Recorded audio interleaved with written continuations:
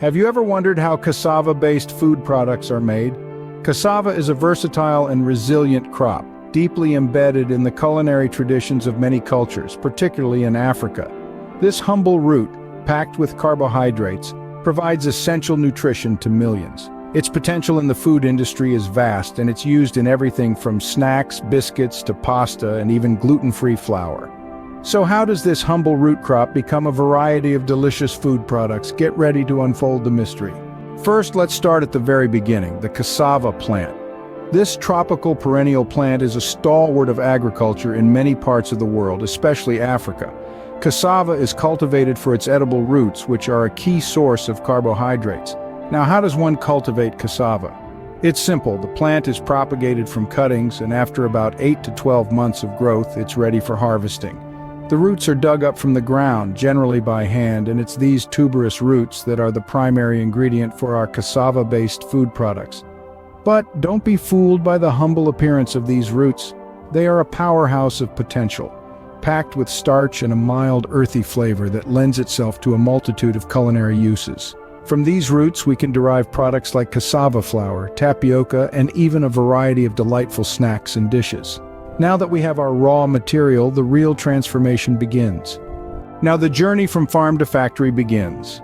The first step in the processing of cassava is a good, thorough cleaning. This is crucial because it removes all the dirt and impurities that come with the harvest. Typically, the roots are submerged in water and agitated to loosen and wash away the dirt. Cleanliness is key here, as we don't want any grime making its way into the final product. After the roots have been cleaned, they are then peeled. The peeling process removes the outer skin of the cassava root, which is not only tough and fibrous but can also contain harmful compounds. This is done either manually with a knife, which involves a great deal of skill and precision, or using mechanical peelers that can handle large quantities at a time. Once the roots are clean and peeled, they're ready for grinding. The grinding process is where the transformation really begins. The roots are fed into a grinding machine that pulverizes them into a fine, grainy pulp. This pulp is what will eventually become our cassava flour. But before we get to the flour, we need to dry out the pulp. This is done by spreading it out in thin layers and allowing it to air dry, or by using large-scale drying machines for faster results.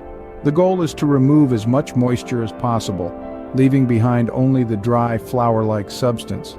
After the drying process is complete, the cassava is then sieved. Sieving further refines the flour, separating the fine particles from the coarse ones. This results in a smooth, fine flour that is perfect for cooking and baking. And there you have it. We've taken the humble cassava root and turned it into a versatile and nutritious flour. This is the base ingredient for a wide variety of food products, from snacks to pasta, biscuits, and more. With our cassava flour ready, we can now start making a range of food products. Scene script. Who doesn't love a good snack? Let's see how cassava flour becomes a crunchy treat. Imagine the humble root of the cassava plant transformed into a delightful, crispy chip. Sounds impossible, right? Well, prepare to be amazed. First, we start with a base of cassava flour. This is not your ordinary flour. It's gluten-free, grain-free, and nut-free, making it a fantastic option for those with dietary restrictions. Now let's dive into the process. We begin by mixing the cassava flour with water. The amount of water will vary depending on the moisture content of the flour, so it's important to add it gradually. You're looking for a dough that's firm, yet pliable. Too dry and the chips will be tough. Too wet and they'll fall apart. It's all about finding the perfect balance. Next, we add the flavorings. This could be as simple as a pinch of salt or as adventurous as a blend of herbs and spices. The choices are endless and entirely up to you. After all, who doesn't love a little creative freedom when it comes to their snacks? Once our dough is seasoned to perfection, it's time to roll it out. The thinner the dough, the crispier the chip, but be careful not to go too thin or they'll burn before they have a chance to crisp up. Once we've achieved the ideal thickness, we cut the dough into chips. The shape and size are again up to you. Want traditional round chips? Go for it. Prefer something a bit more unconventional? Why not try triangles or squares? Now comes the fun part, cooking. You have two options here, frying or baking. Frying will give you a faster result and a more intense flavor, but baking is a healthier option and allows for a more even cook. Regardless of the method you choose, the end result is the same, a bag full of crispy cassava chips ready to be enjoyed. So next time you're in the mood for a snack, why not reach for something a little different? And there you have it, a bag full of crispy cassava chips. Cassava isn't just for snacks, it's also a great baking ingredient. Imagine the fluffy, warm breads and the crispy, golden biscuits you can create with this humble root. Cassava flour, with its unique texture and subtle flavor, opens up a world of baking possibilities.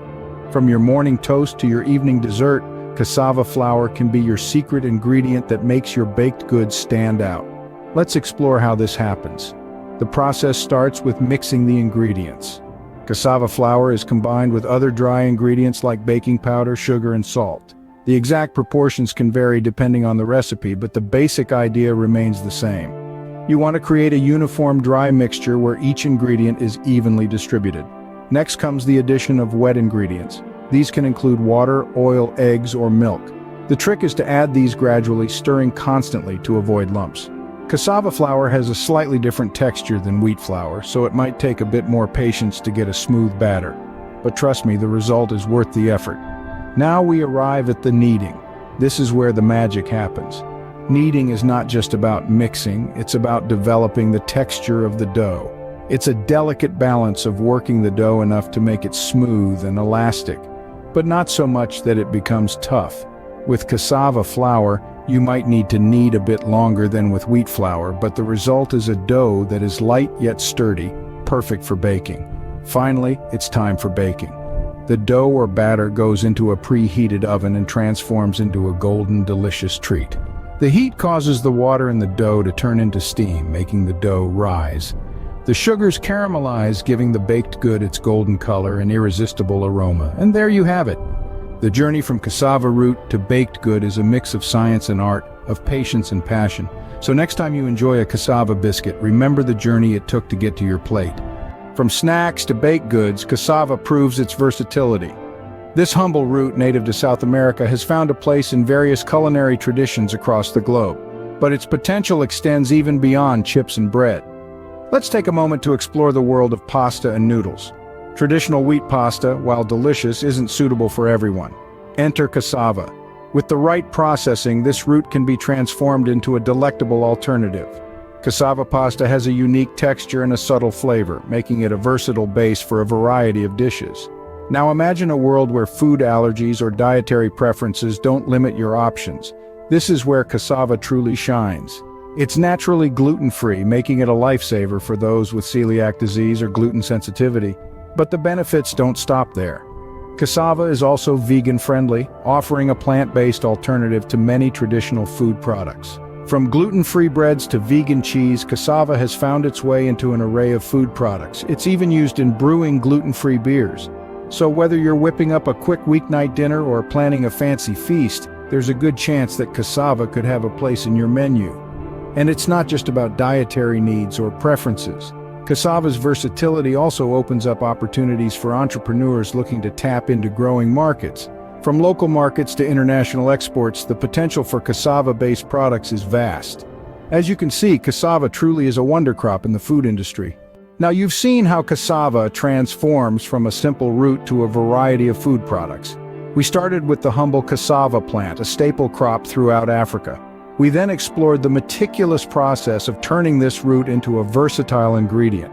This journey took us through the stages of peeling, grating, drying, and finally milling the cassava into flour. From this point, the possibilities are endless. We've seen how this flour becomes the fundamental ingredient in making delightful snacks and biscuits, even pasta. It's fascinating to see how a single plant can offer such a vast array of food products. This venture not only provides us with delicious and nutritious food options, but also contributes significantly to local economies, even reaching international markets. So next time you munch on a cassava chip or bite into a cassava biscuit, you'll know exactly how it's made. Thanks for joining us on this journey from the farm to your